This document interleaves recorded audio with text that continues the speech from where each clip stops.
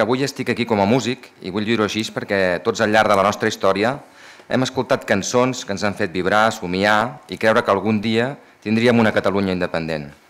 Això ja no és un somni, ara pot esdevindre una realitat. I aquesta realitat serà possible amb persones com l'Oriol Junqueras i tot l'equip d'Esquerra Republicana de Catalunya i Catalunya Sí. Des de la societat civil hem de fer costat als polítics, no els podem deixar sols, no els podem carregar el mort i dir si us en sortiu bé, si no, doncs nosaltres ens en rentem les mans, sinó que crec que només ens en sortirem si tots plegats empenyem en un mateix sentit i crec que és l'hora de comprometre'ns això, tots plegats, comprometre'ns de cap a peus. Vaig dir que sí i he dit que sí, primer perquè m'ha vingut de la mà d'un projecte que està ajuntant un històric partit polític de Catalunya, com és Esquerra Republicana, i Catalunya Sí, que és una plataforma de la societat civil, molt més recent, que aposta per un model, jo penso, aquesta coalició, del que significa la nova política. Forma part d'aquella gent que un bon dia van sentir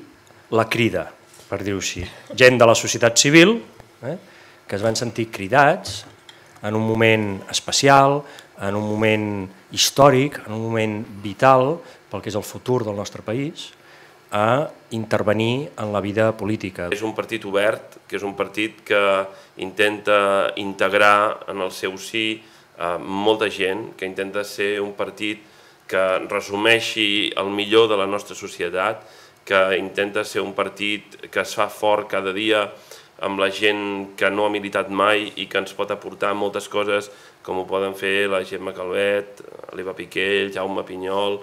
Alfred Bosch i tants d'altres. La prioritat del president d'Esquerra Republicana i del candidat d'Esquerra Republicana a Catalunya Sí en aquestes eleccions és ajudar els seus conciutadans. És indestriable fer política social i fer política nacional i és indestriable fer política nacional i política social. Penso que tots podem oferir un temps de les nostres vides al nostre país, aportar en positiu la nostra experiència professional, intentant millorar la gestió, sumar esforços per aconseguir una societat més justa, equilibrada, on tothom s'hi senti representat i en sigui una peça important de la mateixa. Jo he donat aquest pas, esperant que més gent vulgui participar en aquest projecte.